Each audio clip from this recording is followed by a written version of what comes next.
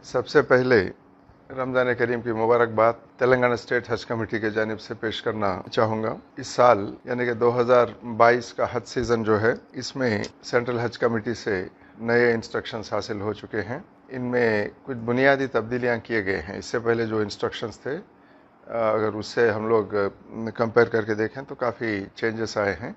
सबसे पहले 65 ईयर्स यानी कि 65 साल से ज़्यादा उम्र वाले जो भी आज़मीन हज हैं, उनकी एलिजिबिलिटी नहीं है। यानी कि 65 ईयर्स से जो एज ज़्यादा होती है वो इस साल हज के लिए एलिजिबल नहीं है, तो उनके एप्लीकेशंस भी एक्सेप्ट नहीं किए जाएंगे। और सऊदी हुकूमत की तरफ से जो ये इंस्ट्रक्शन है कि किसी हालत में 65 प्लस को नहीं लेना चाहिए। ये सिर्फ हिंदुस्तान के लिए नहीं है, आलम भर में जितने भी ममालिक हैं सबके लिए यही इंस्ट्रक्शन है। और दूसरी बात, अब ये भी हो सकता है कि कोई ख़वातीन आज़मीन हज होते हैं, वो 65 के कम एज वाले होते हैं, मगर अगर उनके महरम 65 ईयर से उनका एज और ज़्यादा है, तो ये जो ओरिजिनल एप्लीकेशन होता है आज़मीन हज का, वो भी कैंसिल होता है। अगर आप ऑलरेडी अप्लाई कर लिए हैं फिर भी वो एप्लीकेशन कैंसिल हो जाएगा। महरम भी शर्त है कि महरम भी 65 से कम होना चाहिए, और साथ ही साथ आज़मीन हज का एज भी 65 से कम होना चाहिए। ये सबसे बुनियादी चेंज है इससे पहले जो इंस्ट्रक्शंस थे उसके मुकाबले। और इसके साथ ही साथ क्योंकि कोविड का सिचुएशन था, उसमें बेहतरी तो आई है, मगर ये नहीं कह सकते हम लोग कि पूरे तरह से इसका ख़ात्मा हुआ है।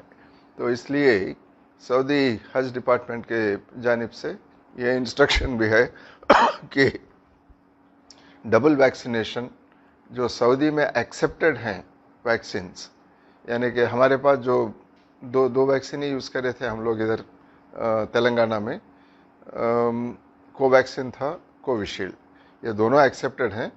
और इसके आगे कोई दूसरा वैक्सीनेशन मैं तो नहीं समझता कि कोई करे होंगे। इसके अलावा अगर कोई दूसरे वैक्सीनेशन करे हैं तो उसकी एलिजिबिलिटी चेक करना होगा आपको, क्योंकि सऊदी हुकूमत जो वैक्सीन्स को अलाउ करेगी उसी के तहत वैक्सीनेशन होना चाहिए, और सिर्फ वो जो वैक्सीनेट होते हैं उन आज़मीन हज को ही वहाँ पे अलाउ किया जाएगा। तो ये एक है। और इसके साथ ही साथ यहाँ से रवानगी के 3 दिन पहले यानी कि 72 आवर्स के अंदर RT-PCR टेस्ट कंपलसरी है। उसमें नेगेटिव आने के बुनियाद पर ही यहाँ से रवानगी होगी। वो तेलंगाना स्टेट हज कमेटी इस मामले में आपको गाइड भी करेगी, टेस्ट भी करवाएगी, और भेजना ना भेजना ये फ़ैसला भी तेलंगाना हज कमेटी के जानिब से वो टाइम पर होगा। इससे पहले जब हम लोग एप्लीकेशंस कॉल फॉर करे थे, जब 4254 एप्लीकेशंस हासिल थे। अब इसमें हो सकता है कि जो नया गाइडलाइन जो आए हैं एज लिमिट के वो मामले में हो, या महरम और दूसरे इंस्ट्रक्शन जो हैं उसके बुनियाद पर बहुत सारे एप्लीकेशंस कैंसिल हो सकते हैं। इसके साथ ही साथ अगर कोई वॉलंटरीली विड्रा करना चाहें एप्लीकेशंस, इससे पहले जो अप्लाई करे थे वो विड्रा भी कर सकते हैं।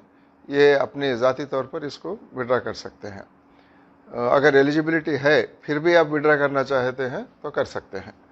तो इसके बाद और एक बात भी यह है कि फिर फ्रेश एप्लीकेशंस, यानी कि पहले के एप्लीकेशन तो बरकरार रहेंगे, जो उसमें एलिजिबल हैं उनको कंसिडर किया जाएगा। इसके साथ ही साथ एप्लीकेशंस हासिल करने का डेट, अप्लाई करने का डेट जो है इसमें भी इजाफा किया गया है अप्रैल 22 तक, यानी कि आज अप्रैल 10 तारीख है, 11 तारीख है, और 11 दिन की मोहलत है आपको।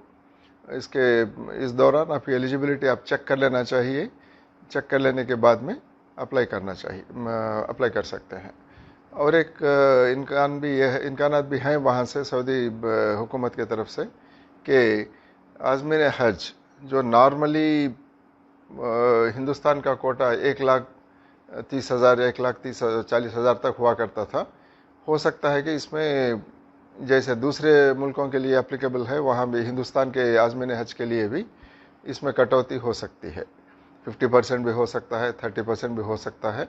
ये नंबर क्या है हिंदुस्तान के लिए, नंबर क्या है, और उसमें तेलंगाना हज कमेटी के लिए कितने स्लॉट्स दिए गए हैं, इसका इंस्ट्रक्शन अभी हासिल नहीं है। हो सकता है कि इससे पहले गुज़िश्ता सालों में जो नंबर मिलता था उससे भी काफ़ी कम हो सकता है इस बार। तो ये एक बात है। और अब यहाँ से जो रवानगी है जून के बीचों बीच, यानी कि अराउंड 10-15, वो फिक्स डेट तो नहीं आया है। तो पहली फ़्लाइट जून के मिडिल में यहाँ से फ़्लाइट की रवानगी हो सकती है। तो अगर आप अप्लाई कर रहे हैं, कुछ प्लान कर लेना है, तो इसको नज़र में रखते हुए आप प्लान कर सकते हैं कि जून के मिडिल में अगर आपका सिलेक्शन हो गया सेंट्रल हज कमेटी के जानिब से, तो आप यहाँ से रवानगी के लिए जून मिडिल के लिए तैयार होना चाहिए। और एक बात यह है कि ये सारा और भी तफसीलात हैं, ये सारे तफसीलात तेलंगाना स्टेट हज कमेटी का जो वेबसाइट है उसमें सारा इन्फॉर्मेशन मौजूद है। इसके साथ ही साथ यहाँ पर एक हेल्पलाइन भी चल रहा है जिसका नंबर है, लैंडलाइन नंबर है ये 23298793। ये नंबर पर आप और जानकारी हासिल कर सकते हैं।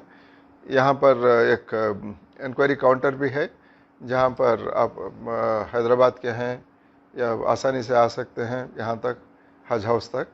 तो यहाँ के हज कमेटी के काउंटर पर भी आप मालूमात हासिल कर सकते हैं। तो बुनियादी तौर पर यह है। और कोई आपको जानकारी हासिल करना है तो हज कमेटी विज़िट करके ले सकते हैं।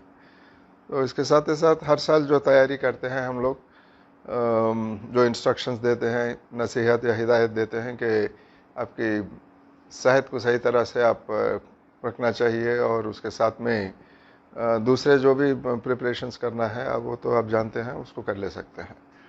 तो ये है। और एक बात भी मैं बताना चाहूँगा, प्राइवेट टूर ऑपरेटर्स का अभी कुछ फाइनलाइज नहीं हुआ है। कोटा मिलने वाला है, नहीं मिलने वाला है प्राइवेट टूर ऑपरेटर्स को।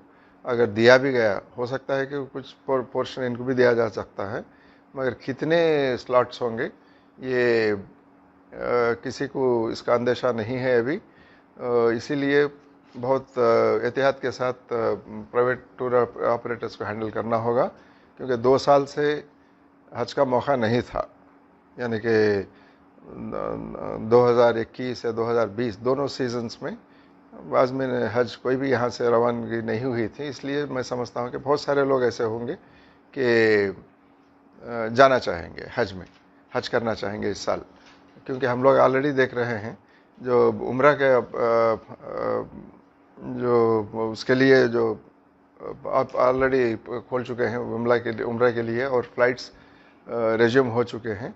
काफ़ी रश है उम्रा में जाने के लिए। वो तो सऊदी एम्बेसी से जो वीसास मिलते हैं उस पर ही जा सकते हैं।